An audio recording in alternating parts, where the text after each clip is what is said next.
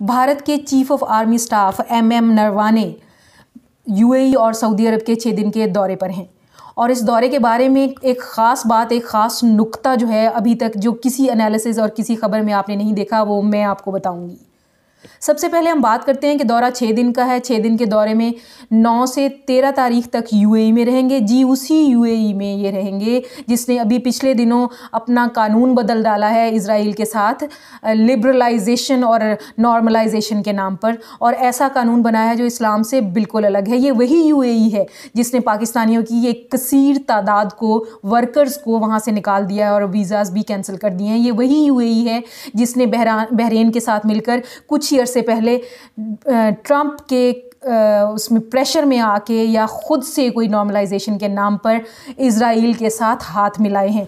जी, 9 से 13 तारीख तक यहाँ गुजारेंगे आर्मी चीफ़ और मिलिट्री इस्टेब्लिशमेंट के आला ओहदेदारान जो हैं यूएई के, उनसे मुलाकातें होंगी। डिफ़ेंस के शोबे में ताउन के बारे में भी बातें होंगी। डिफ़ेंस के शोबे में ताउन का कितना किसी को ताउन दे सकता है भारत और क्या कैपेबिलिटी है, इस पर ज़रूर मैं बात करूँगी।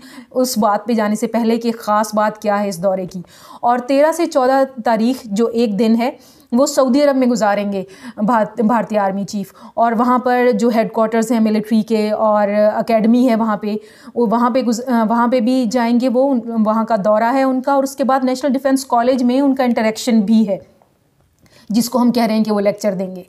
तो क्या वो ख़ास बातें हैं जो भारतीय चीफ़ जो है उनका सऊदी अरब और यूएई जाना, उनके बारे में डिस्कस हो रही हैं। सबसे पहले तो मैंने ये देखा कि कौन कौन से मीडिया है जो इस मुलाकात को ख़ास ले रहा है। तो आपको जान के बहुत ज़्यादा अचंभे की बात नहीं लगेगी कि it was only Indian media who is discussing too much. और ये क्योंकि पहली दफ़ा उनको मौका मिल रहा है, उनके चीफ़ को मौका मिल रहा है कि वो सऊदी अरब जा रहे हैं। He is the first army chief of Bharat जो जा रहे हैं दौरे पर पहली दफ़ा सऊदी अरब।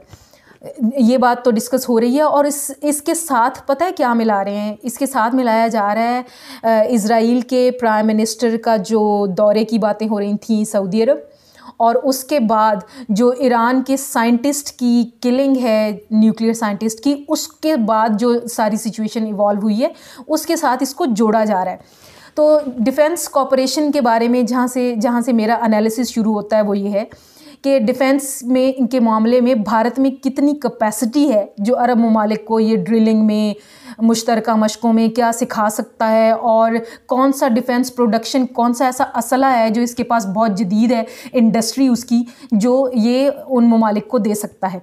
पहली बात, जहाँ तक ड्रिलिंग की बात है, सऊदी अरब की फ़ौज वो फ़ौज है जिसको पाकिस्तान की फ़ौज ने सिखाया है हौसला और स्किल्स।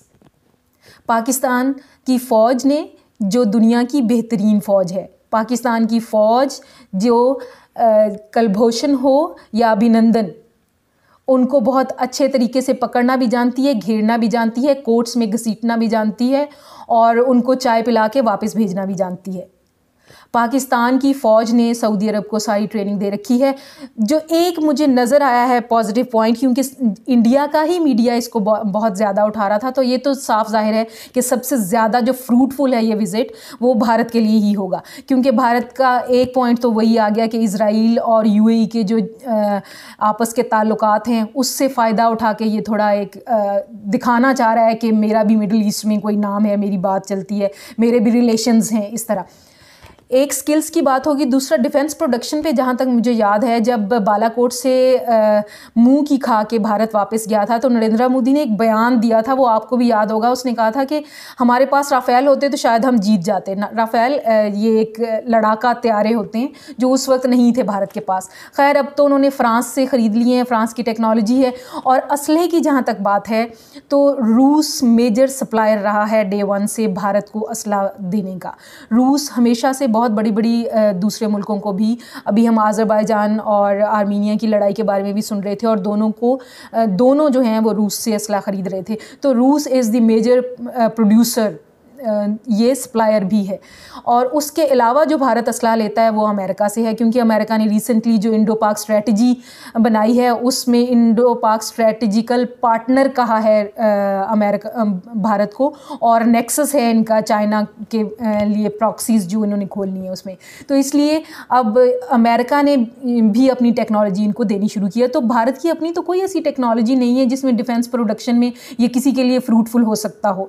तो एक जो वाज़े चीज़ मुझे नज़र आ रही है इससे वो ये है कि वो भारत को फ़ायदा ज़रूर हो जाएगा, और वो फ़ायदा ये होगा कि वो हौसला और वो स्किल्स जो पाकिस्तानी फ़ौज ने सऊदी अरब की फ़ौज को सिखाई हैं शायद भारत की फ़ौज को वहाँ से सीखने से मिल जाएं, क्योंकि शर्मिंदगी के मारे हमसे सीखने से तो आने से रहा।